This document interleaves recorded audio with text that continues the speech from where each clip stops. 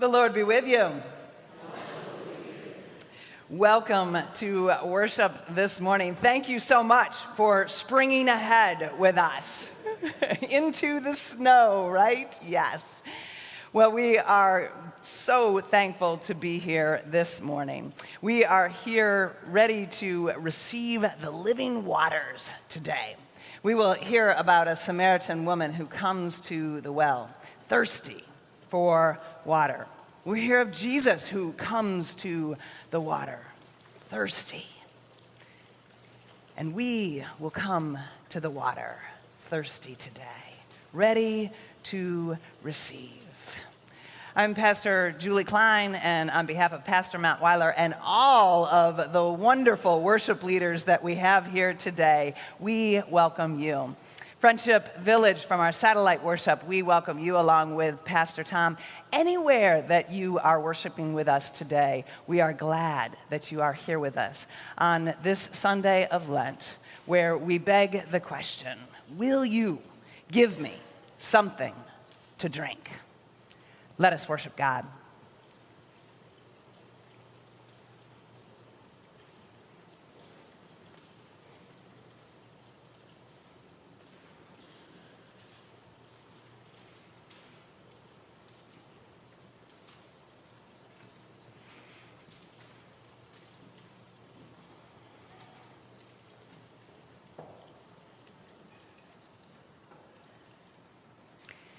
God of conversation, we come to you today thirsty.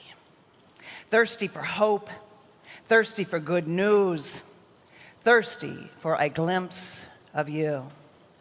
So today we pray, move in these words like a current. Give us the courage to wade into your story with open eyes and open hearts. Give us the courage to drink this moment in. We are listening. We are grateful. Amen.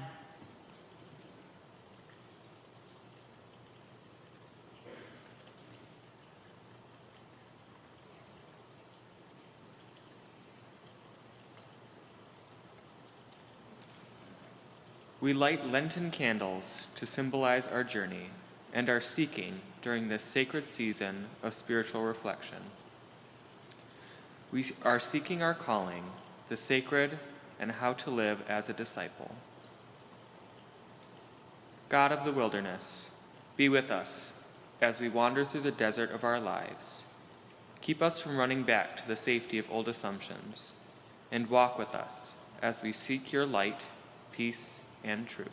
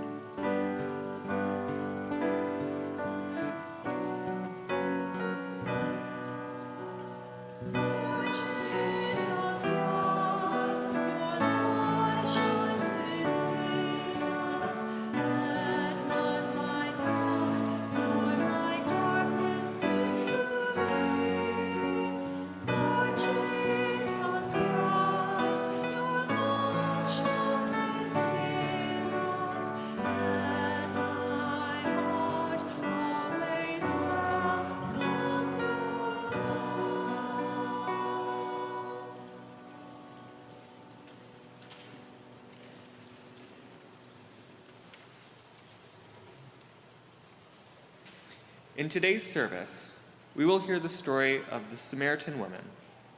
It's a well-known story of a woman who, in the heat of the day, meets Jesus at a well, and he asks her for a drink. As we read this story, we cannot help but ask, when was the last time we drew water for someone? When was the last time we drew water for ourselves? So with this same open curiosity, we come to the prayer of confession, trusting that even if we forget our bucket, God will still meet us at the well. Friends, with that grace in mind, let us pray together, first by singing a Kyrie.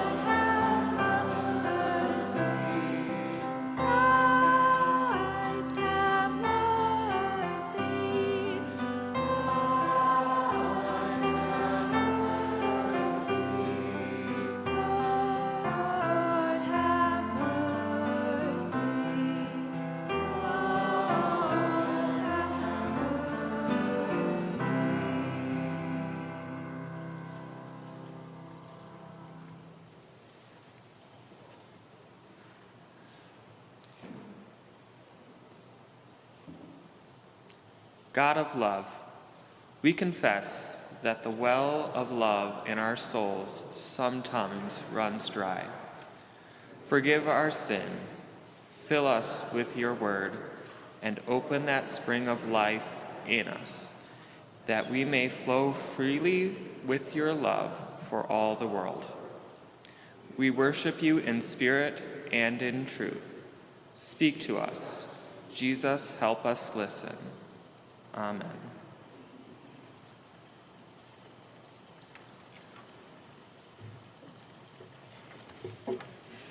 Please rise in body or spirit for the gospel reading.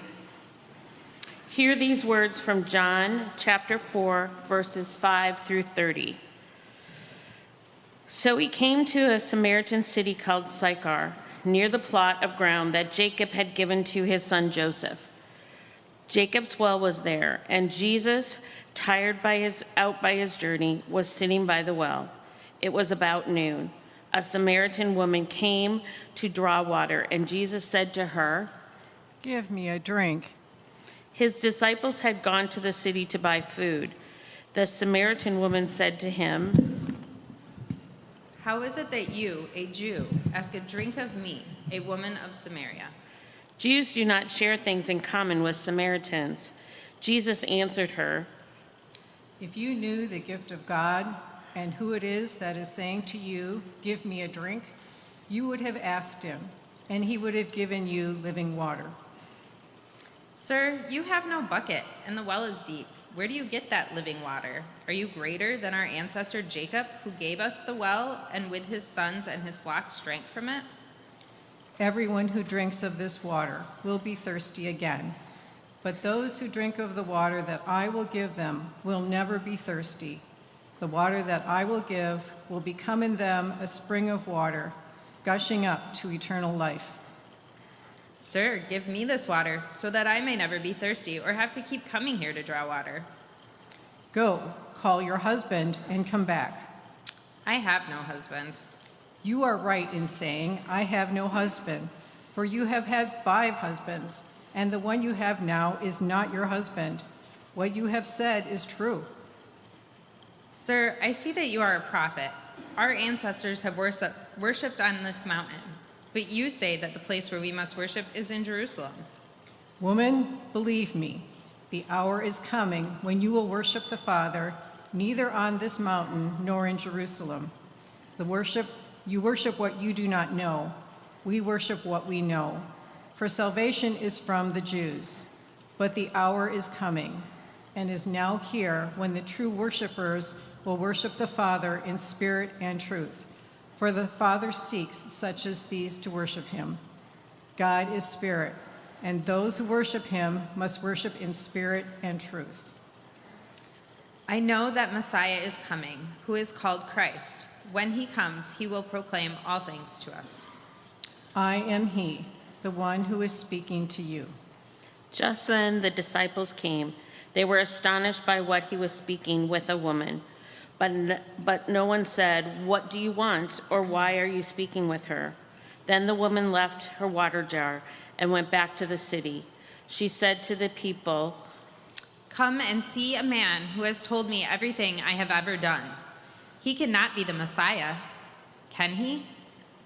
Then they left the city and were on their way to him. This is what the Spirit is saying to the church. Thanks be to God.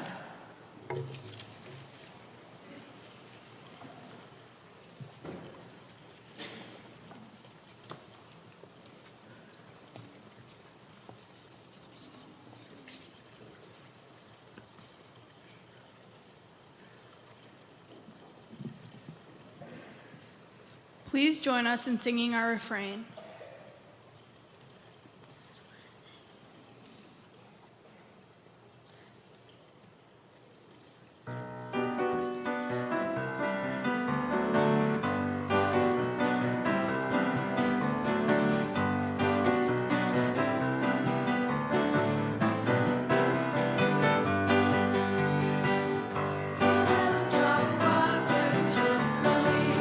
He will drop water truthfully.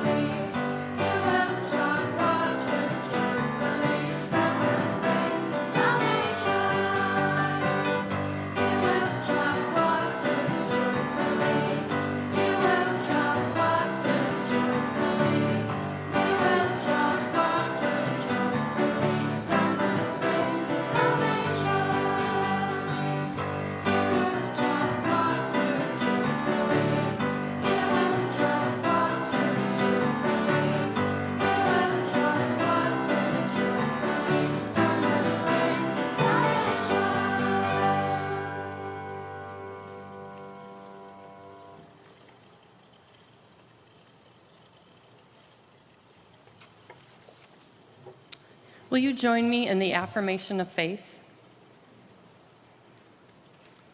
Generous God, your word is a spring of water gushing up to eternal life. Like the woman of Samaria, we come to the well of your word to drink, satisfied, to receive life. Fill the jars of our hearts with your love. Draw from the deep well of your grace and change us. Make us living vessels of your love for a world that is thirsty for you.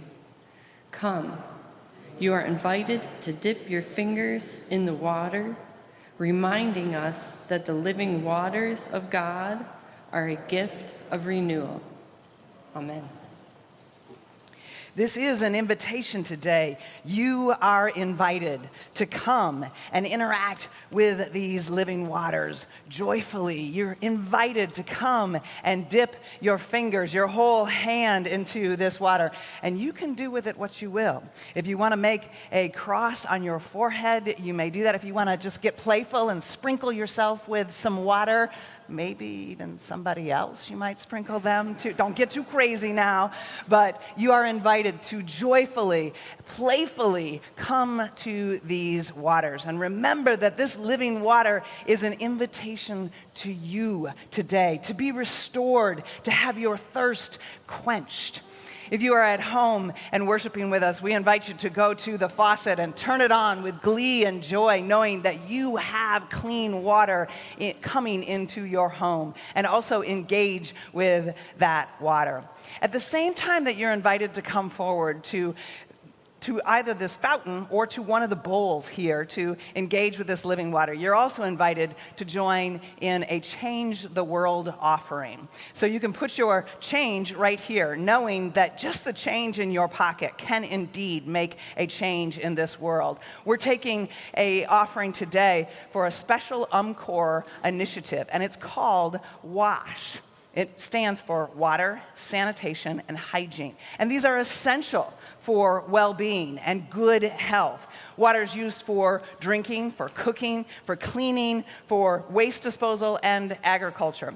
Yet there are 668 million people around the world who do not have reliable access to clean drinking water. That's where UMCOR and this project of WASH comes in. And they have implemented partners across many countries who have the highest level of childhood diseases because of a chronic lack of clean water.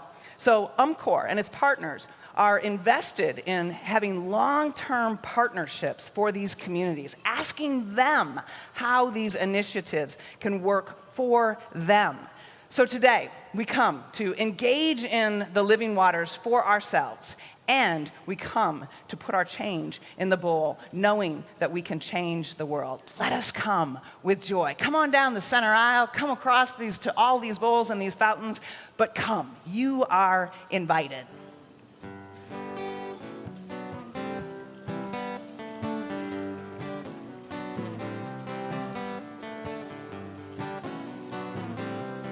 Praise and gratitude to the sacred waters of the world, to the oceans, to the mother of life, the womb of the plant life that freshens our air with oxygen, the brew that is stirred by sunlight and the moon's gravity into the great currents and tides that move across the earth, circulating the means of life, bringing warmth to the frozen Arctic and cool, fresh winds of the tropics. We give thanks for the blessed clouds and the rain that brings the gift of life to the land, that eases the thirst of the roots, that grows the trees and sustains life even in the dry desert. We give thanks for the springs that bring life-giving water up from the ground, for the small streams and creeks, for the mighty rivers. We praise the beauty of water, the sprinkle of the sunlight on a blue lake, the shimmer of moonlight on the ocean's waves, the white spray of the waterfall. We take delight in the sweet singing of the dancing stream and the roar of the river in the flood. We ask people to know within ourselves all the powers of water, to wear down and to build up, to ebb and to flow, to nurture and to destroy, to heal, to merge and to separate. We know that water has great powers of healing and cleansing. And we also know that water is vulnerable to contamination and pollution.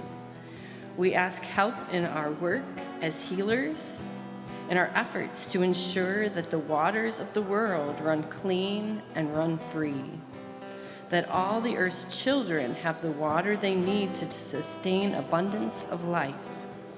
Blessed be the water.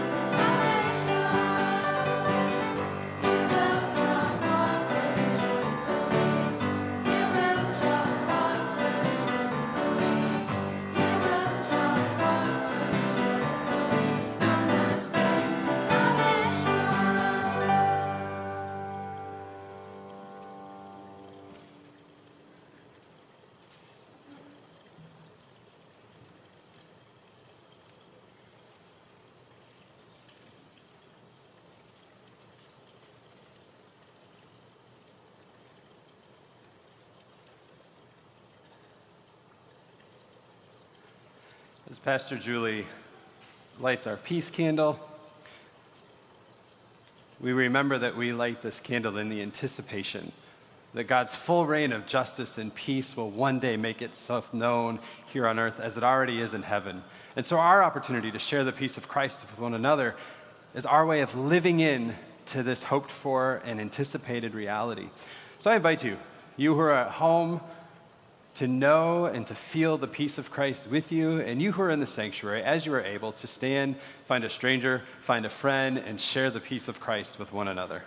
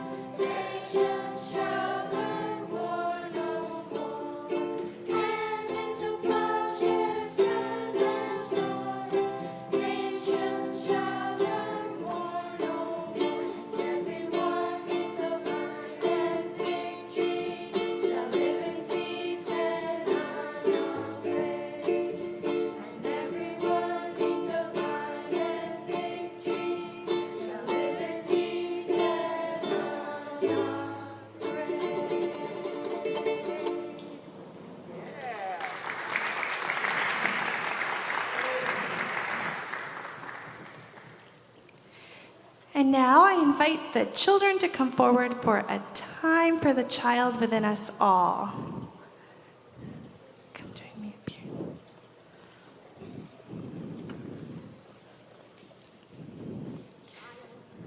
The children. All the children. So we're going to be on the move. So you can sit down if you want, but it'll be just for a minute, and then we're going to move around. So can you guys find the baptismal font? Do you know what that looks like? It's right here. I moved it right to the front.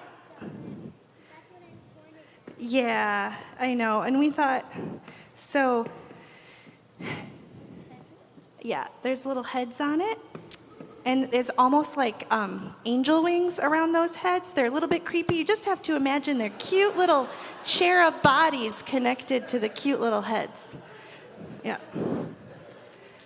And then the pastors will pour water in here and bless the water so it becomes this special kind of water in the baptismal font, and then baptize the people, which is just claiming them for God. God bless you. And that song that you guys just sang, we were talking about that at our house.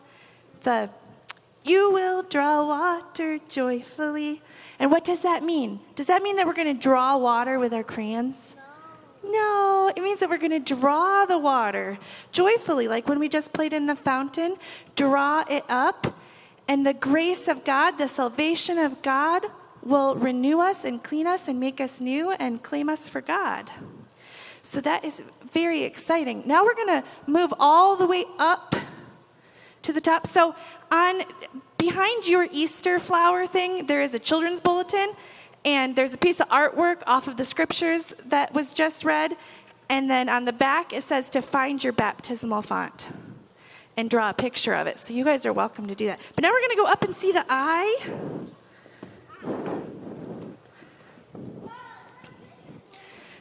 Yeah, and don't touch the eye because there's lots of fire around the eye. But today, what does that look like in the middle of the eye? What do you think that looks like?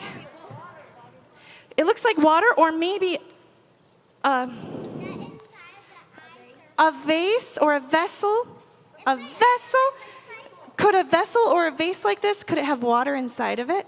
Right, so that's what it's supposed to be, is a vessel that you can color today on your thing. And then, if we can see it, there's a rose here on the altar today. So we have 3 candles because it's the 3rd week in Lent. Do you know how many weeks there are in Lent? 6 weeks in Lent. So we're halfway through Lent today. So there's also a rose, and the rose is for a baby. So we'll see if we can get the picture of the baby. There's a great-grandson that's been born, and every time there's a baby born and someone wants a rose, we get a rose for the baby. And then we'll have a picture of the baby, and the baby's name is Asher Lee, and the baby is the great-grandson of Barbara Goodwin. So that is so exciting that we've had a new baby born. It looks like maybe we can't find the picture right now. But we will go on. Let's go down to the front of the steps, and we'll do the children's blessing. I told you we're going to be on the move. You okay, Revi? Yep, we'll go to Godly Play after we do the children's blessing. Oh, wait, we have to do a repeat after me prayer. Let's do that really quick. Okay, so fold your hands and repeat every line after me. Loving God, help us take care of each other, especially when we are different. Amen. And now let's bless the children. Oh, there's Asher Lee on the screen. So congratulations to Barbara Goodwin, the proud great-grandmother, and to Olivia and Ashton, the proud parents. All right, now if you will join me in blessing the children that are here in the sanctuary with us today and those that are at home. May God bless you and be with you. God loves you, so do we. Amen. All right, now we get to go upstairs to Godly Play. Are you okay? Ooh.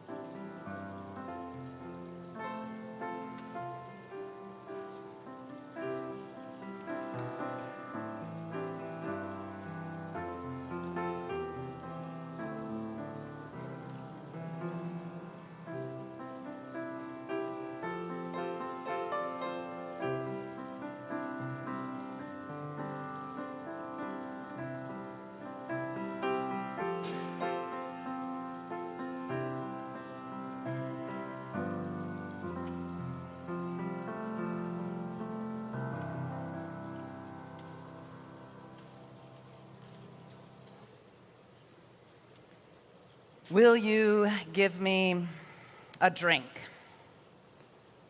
It is hot. Jesus is worn out and exhausted. He sent his disciples to go into town and buy food while he settles himself down beside the well. It's noon. The sun is bearing down, and the journey has been dry and dusty. He's worn out from traveling, and he's worn out because the powers that be are getting irritated with this Nazarene who's causing ruckus and seems to be gaining more and more of the people's attention with his healing, with his teaching, his miracle work. Jesus is thirsty. Who and how will his thirst be quenched? This thirst is a basic human need, but all things with Jesus go deeper, just like the well that he sits beside. Into this scene comes a woman of Samaria who is also worn out and exhausted. She isn't worn out because of the day's travel. She is worn out because her life path has been exhausting. She's been discarded by men, overlooked, not valued, and passed from one man to the next because that's the way of safety for women. Way back then, and sometimes even now. She's been judged by many, and she's on the outside, always looking in, and that's why she comes to the well at noon. The women of the village all come to draw water in the morning or very late in the afternoon when it is still cool and the sun is not beating down upon them. The well is a gathering place for women. Only women draw the water. It is their job. The well is a place for women to gather and chat. But she is not drawn into this circle. She's come at noon because this is when the well is most often deserted. But now, this Jewish man is sitting there, disturbing what little peace she might find for herself. The hot midday sun makes her uncomfortable, but less uncomfortable than she would be at the morning gathering. By coming at noon, she doesn't have to stand in line. Neither does she have to hear the other women's chatter or see their disapproving glances. Into this exhaustion, Jesus doesn't even really ask her if she will give him a drink, depending on what translation that you read. Rather, he commands, "Give me a drink."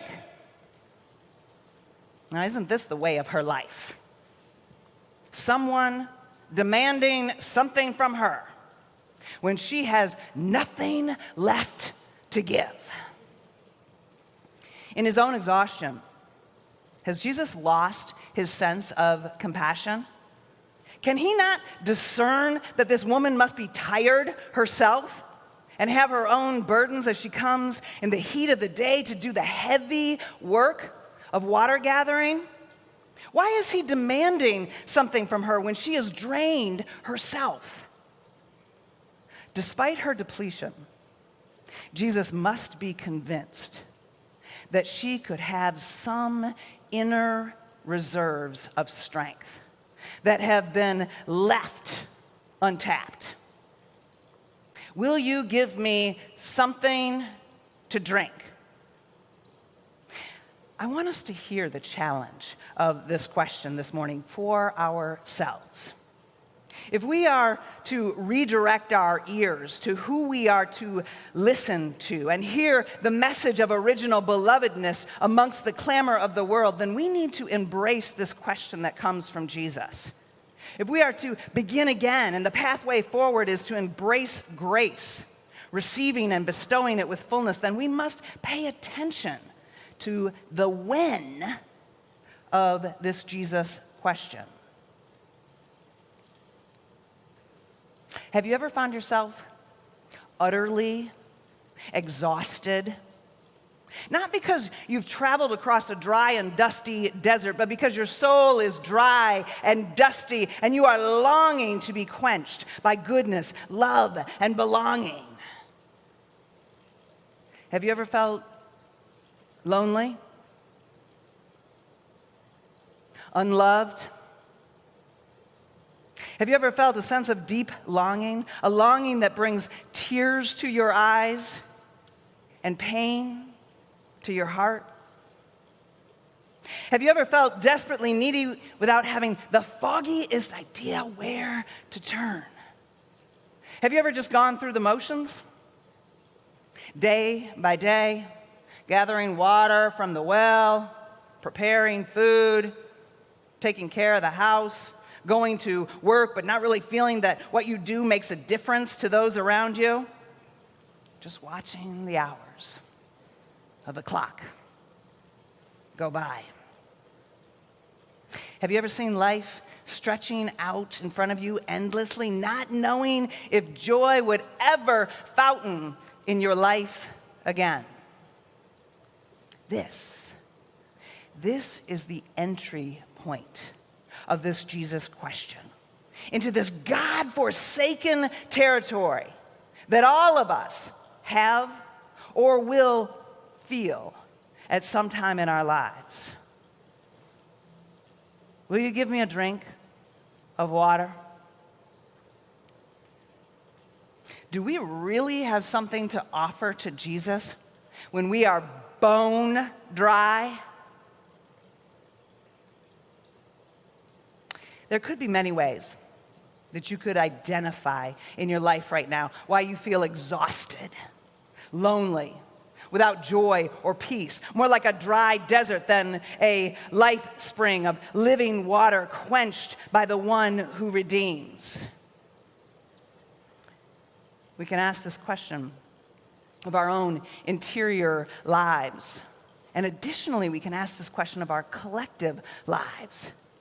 Are we exhausted as a society, as a nation, a people, a community of faith? Are we bone dry? Or do we know our purpose, our identity, our way forward to live lives of connectedness here in this sanctuary and beyond? There is some audacity in this question.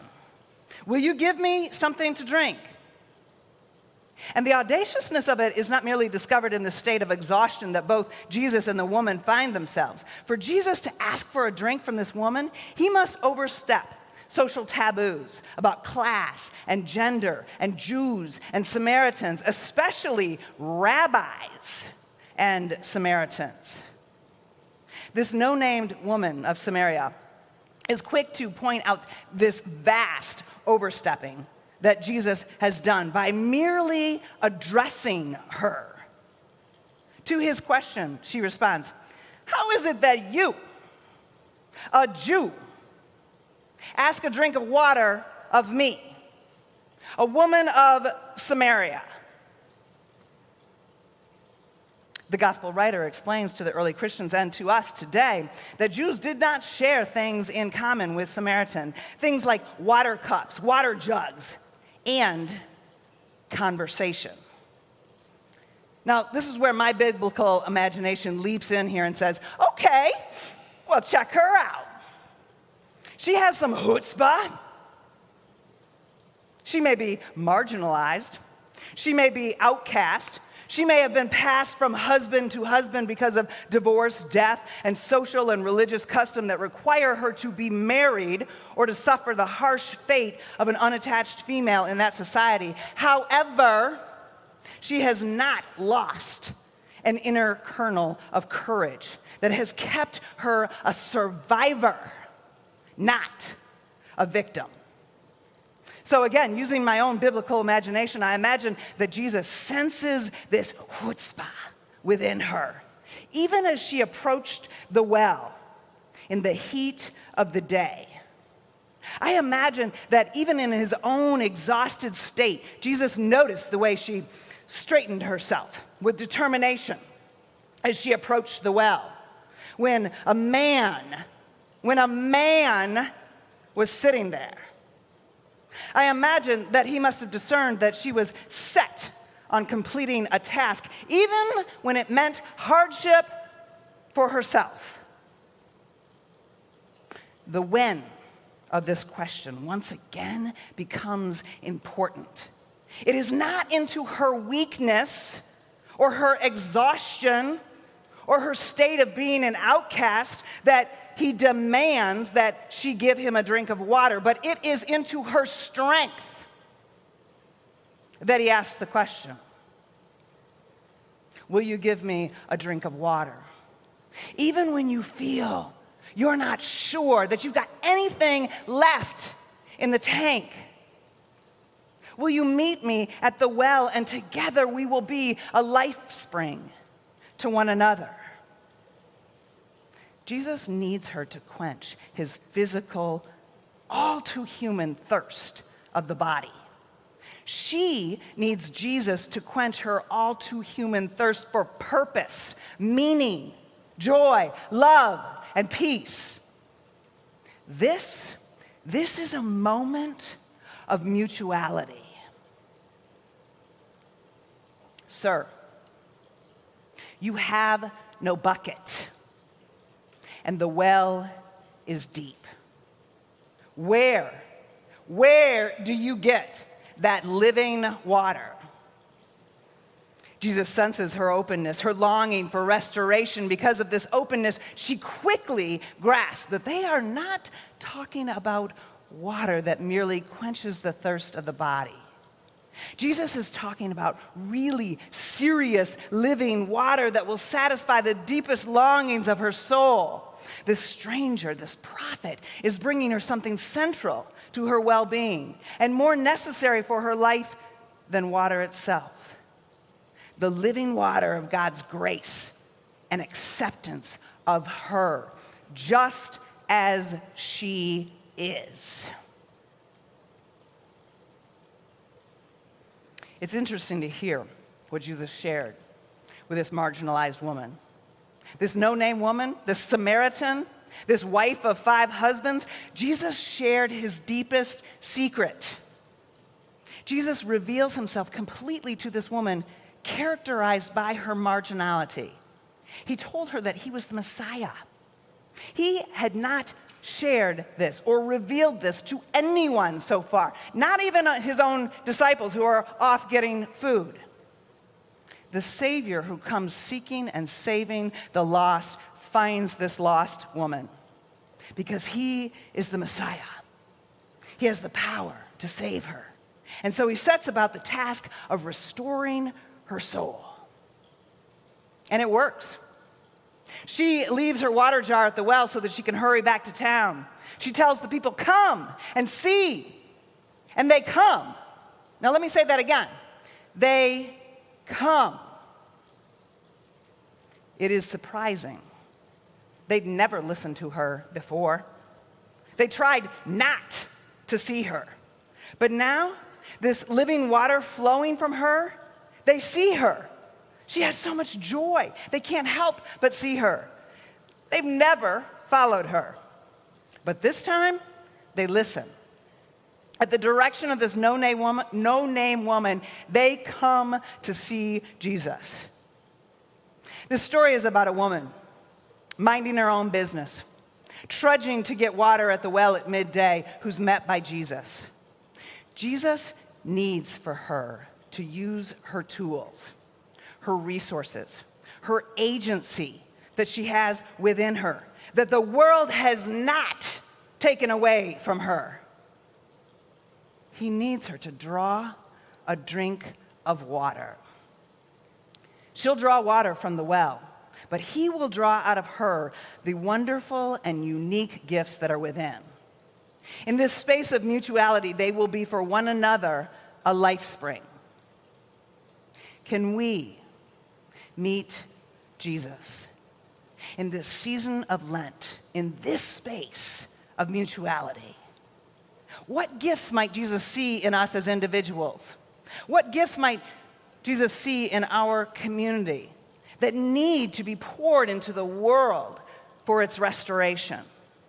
What good news might Jesus be asking us to share with all of the world? Onto the hardened and hurting heart of this woman, Jesus poured out a trickle of water, living water that opened her eyes and softened her heart. By asking something of her, he affirmed that she was not worthless, dried up, or used up. She still had plenty of courage within her. He needed her. He needs us. Now, I don't know about you, but I find this hopeful. I need the Spirit of Christ to show up in the ordinariness of my everyday. I need that living, breathing Spirit to come upon me, bringing restoration, even at times when I am unaware that I need it. I need to be restored by being reminded of my original belovedness. I need to know that grace will help me to begin again and again. But I also need to know that I'm in a relationship of mutuality with Jesus the Christ. I need to know that he needs me. He needs me to show up. He needs me to pour love into the world. And when I feel bone dry, he needs me to return to the well of deep, deep love. When we lean into this question of, will you give me a drink? And claim a relationship of mutuality with the divine, we cannot keep it to ourselves. And we become like this marginalized woman. We must go shouting with our words and with our lives that we have met the Messiah. We are compelled to share with others. And the Spirit of the living water brings restoration to parched lives and to parched lands. We are called to drink and share living water. We are not called to hoard it for ourselves as if it is in a well, but to receive it freely as from a spring and invite others to share what we have received. And we are called into life in the Spirit. Real, constant engagement with the Holy One, whose life and love cannot be contained, but always and continually springs up to eternal life. It is then that we will have peace like a flowing river, joy like a fountain that dances with delight, and a love that is expansive like the ocean, that has the tug and the pull of a tide, that claims mutuality is a divine place of meeting between humanity and God. Let it be so.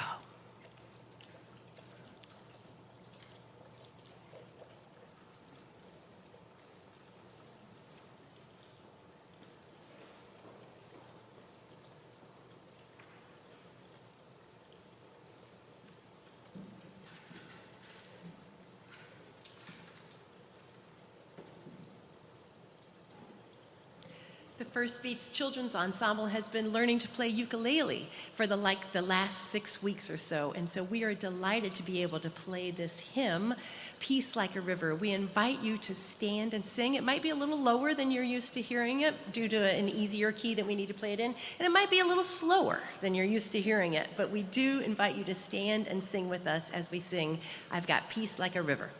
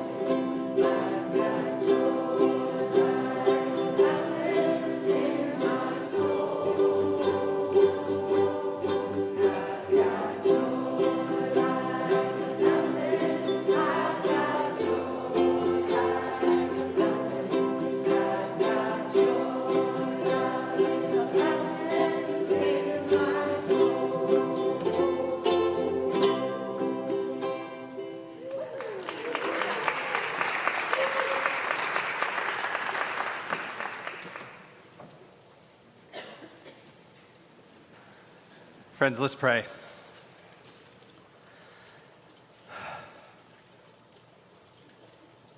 God, in Jesus, you met one at a well in the wilderness, in a space that was outside of boundary lines drawn by humans. It was wilderness space. And so as we find ourselves in the wilderness of Lent, or in the wilderness of ordinary life, as we find ourselves in spaces that are not defined by what is normal and what is right, meet us. Meet us and show us what it means to worship you in spirit and truth in the way that you told that woman at the well. That there would be a day when her worship was not limited, but that she would have the freedom to worship in spirit and in truth. What does that mean? May we taste a glimpse of it in this time, so that our hearts and our lives might be filled with a kind of water that never leaves us thirsty. And we know we've glimpsed it, or at least longed for it, at least trusted that we could find it here, because that's why we show up week after week. Trusting that this place, not defined by the boundaries of ordinary life, would be the place where you meet us. And it's why we submit our prayers to you. It's why we have the audacity to speak prayers out loud and write them on paper, because we know that you show up and that you listen and you work things out for the glory of those whom you love. And so we lift up prayers brought forward today, prayers for parents living with changes and their children as they support them. Prayers for a husband and a marriage and a family. Prayers for peace and strength for a mother whose husband has been sentenced to prison. Prayers for Kathleen for blessing and shaking old habits. Prayers for our grandfather who continues to recover, and a sister recovering from a broken foot. And prayers for your provision. We also lift up Reverend Lee Zachman for his continued recovery after returning home from a hospital stay. We lift up these prayers along with the prayers that remain on our hearts. And while we are focused inward, looking to one another and the prayers that we bring forward, we also pray that you would break our hearts with compassion for those parts of the world that we've never been, those parts like Ukraine where there is violence and continued war, where there is hunger.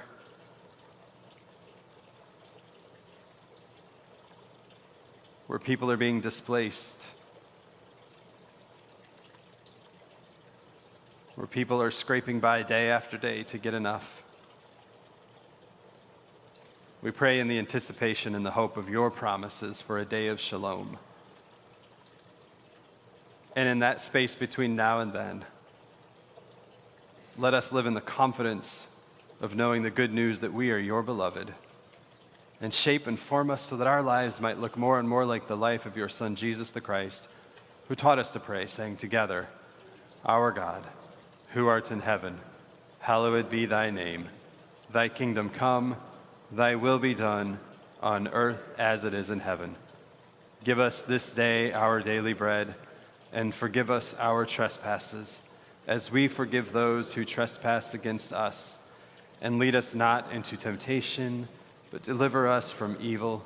For thine is the kingdom, and the power, and the glory forever. Amen.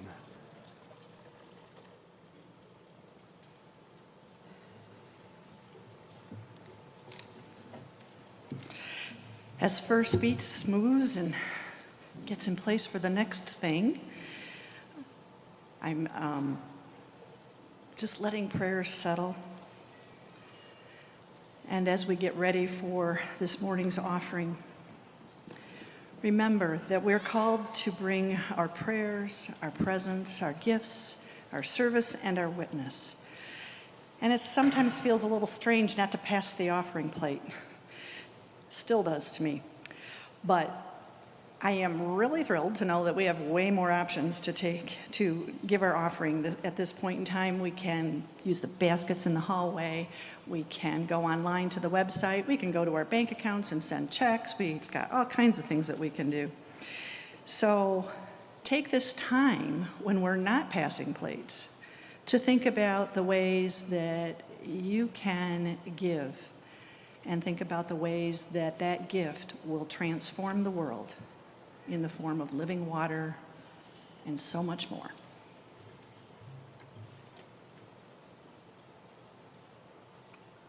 The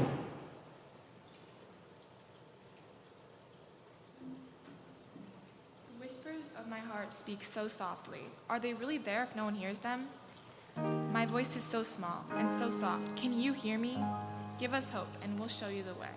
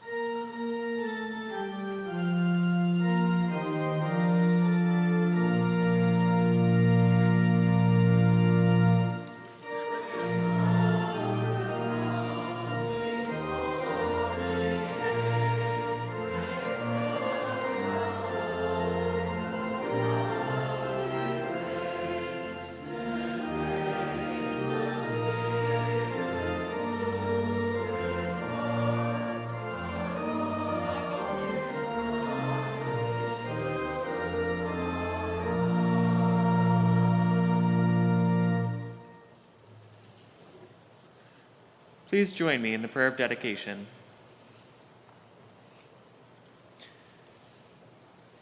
God, our provider, your love and hope fill our hearts. So we want to worship you in spirit and truth. Open our eyes to see the places in this neighborhood where our church's ministries could reach new people. Direct our gifts and offerings for your purposes so that our community will become like a gushing spring of living water. We ask this through Christ, the wellspring of our lives. Amen. Friends, I want to just talk about our shared lives together really briefly. First of all, we're hoping to get a congregational photo right after worship today. And so Keith, super tall guy in the front row holding the awesome camera, is going to take our photo. So he'll be in charge when worship is over. But what I do know is that you're going to invite everyone to kind of move forward, right? And we also understand that maybe you're visiting and don't necessarily want to be in a public photo of the church. And so if you leave, you will not offend us for that. But you are also entirely welcome to participate. If you are in here today, we want you. We want you to feel like you're a part of this community and you are welcome to participate in that photo. There's a few other things I want to lift up just about Christian education happening after worship. So upstairs with Miss Julia, our youngest children can go for Sunday school. And then if you want to go with Pastor Julie, she will be in the chapel and doing some small group study that continues to build on the themes of what we talked about in worship today. And then in the parlor, John Clark will be leading a class called Saving Jesus. This sounds really interesting, looking at the different ways that both the left and the right have sort of co-opted Jesus, and let's get to some of the truth of the story. And then downstairs in the fellowship room, I'm continuing the Manna and Mercy course. Every class is standalone, so you are welcome to join, and today we're going to talk about the difference between believing in Jesus and believing in the things that Jesus believed in. And this is a class that's open to adults and youth. So lots of opportunities for Jesus today following worship. But with that, I'm going to invite us to stay standing and sing our next hymn. Our closing hymn is a good old church camp song. And in case you don't know it, it's really easy to join in. And all you have to sing is, "Oh, fill my cup, oh, fill my cup. Oh, fill my cup," just over and over again. First beats will lead you in it. But if you know the other part, please join in and sing everything that you can. Here we go.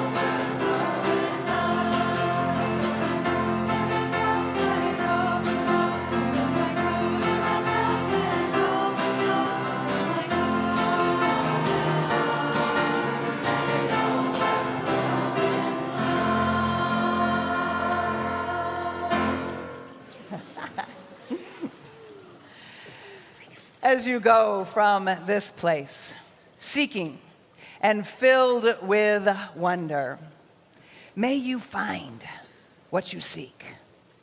But know that our ever-living, ever-loving God is seeking you and will find you. In this, go in peace. Amen.